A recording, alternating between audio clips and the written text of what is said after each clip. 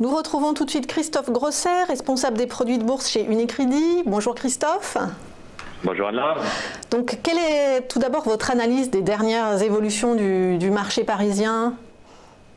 Mais on se rappelle que dans la première partie du mois de février, on avait en fait assisté à une envolée de la volatilité, donc avec notre indice de volatilité Eurostoxx, enfin VSTOXX, qui était monté jusqu'à 35 points. Donc ça s'était traduit par une vraie augmentation des volumes en produits de bourse.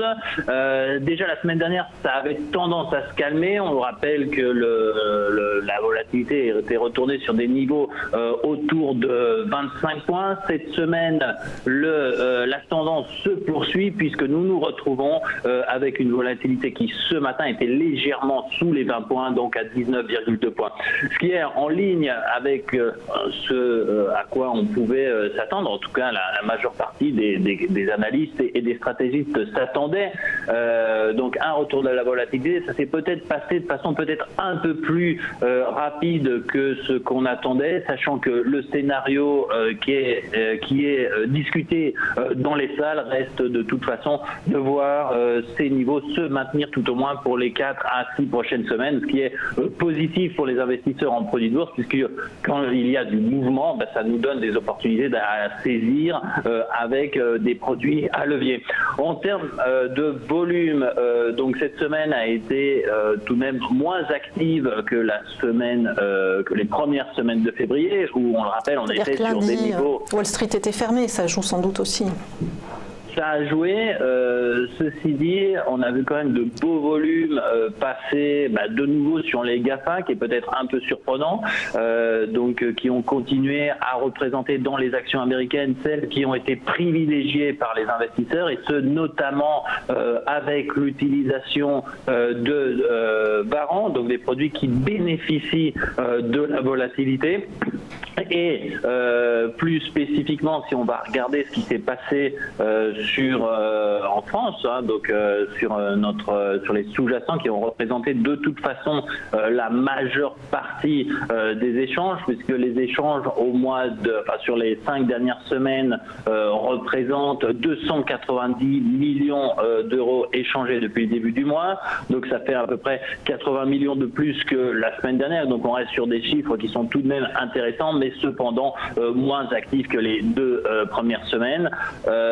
Qu'est-ce qui a été traité? Fondamentalement, on reste sur des échanges qui se sont concentrés sur les turbos, avec 23,4% des échanges qui ont été faits donc sur les turbos, donc principalement sur l'indice des produits directionnels. À remarquer que dans les dernières séances en particulier, on a vu un retour de l'intérêt donc sur les stability, donc ces produits qui permettent en fait d'avoir une approche inverse par rapport aux produits de bourse traditionnels qui sont fondamentalement des produits directionnels. Là, on se trouve sur un produit qui va être en fait remboursé à 10 euros tant que notre indice de référence, le CAC 40, reste dans 2 niveaux prédéfinis, donc une barrière basse et une barrière haute. Stability, excusez-moi, ce sont des varans, hein?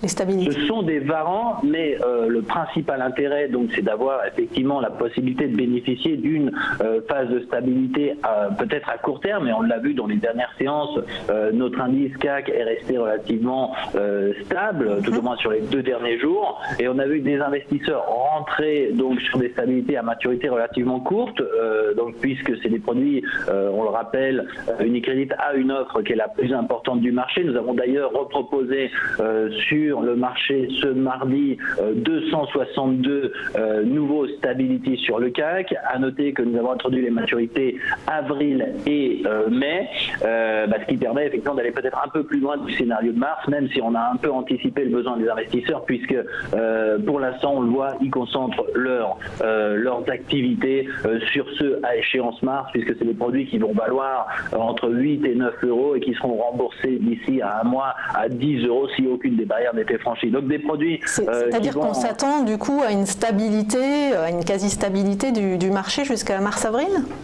Si on joue, si on joue ces produits. L'intérêt du produit, c'est en effet de rembourser si on reste dans ces 2 bornes, sachant que comme pour tous les produits de bourse, on n'est pas obligé de le garder jusqu'à la maturité.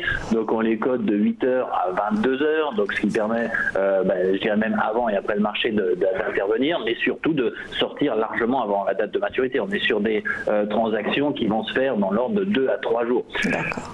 L'autre stratégie qui est en train en fait d'être monétisée de la part de nos investisseurs, c'est d'avoir acheté ces produits au moment où la volatilité était plus forte, puisque on le comprend intuitivement, plus un produit va avoir tendance, plus l'indice de référence, donc notre CAC va avoir tendance à bouger, plus il y aurait le risque de voir le stability aller franchir l'une des barrières et donc de s'éteindre à 0. Donc quand la volatilité monte, en fait le produit perd de valeur, et quand elle tend à baisser, comme c'est le cas aujourd'hui, tout au moins dans les dernières séances, de nouveau on regagne, puisque la probabilité d'aller toucher ces barrières baisse, et donc de fait le produit regagne. Et donc les 2 stratégies qu'on a vues, c'est des investisseurs qui sont sortis du marché après avoir saisi ce mouvement de volatilité. C'est des produits qui sont nouveaux, hein, donc sur cette stratégie, on n'a pas eu énormément de volume, mais je pense que c'est vraiment là-dessus qu'on peut utiliser le produit, puisque en fait, il nous permet de faire exactement le contraire que ce qu'on va faire sur une stratégie de volatilité Varant. Donc on rappelle qu'on investit sur les Varant, on est investi en fait sur la volatilité, c'est-à-dire que plus elle monte, plus le produit s'apprécie. Quand elle baisse, le produit se déprécie, et dans c'est l'inverse. Donc ce qui permet en fait de vendre de la volatilité, et ce qui est effectivement utile pour un investisseur individuel, parce qu'on n'a pas vraiment d'autre façon de le faire. Donc les plus actifs ont en effet été chercher cette stratégie. Maintenant, ce que l'on voit, c'est effectivement pourquoi on a plus de volume cette semaine, c'est en effet des investisseurs qui estiment que dans les séances à venir, on pourra avoir un indice qui va rester sur ces niveaux, et donc complice effectivement la baisse de volatilité, et donc qui sont en train d'essayer potentiellement de se positionner sur un achat cette semaine pour une revente la semaine prochaine très probablement. Et c'est pour ça qu'on a anticipé avec cette grande gamme de nouveaux produits pour permettre d'aller faire les maturités avril et mai. Là, on peut éventuellement choisir des bandes qui soient un peu plus larges, hein. Donc c'est sûr que si on est sur le court terme, on va tendance à être plus serré. Plus on se laisse de temps, plus on va pouvoir aller chercher des bandes qui soient un petit peu longues, un peu plus larges.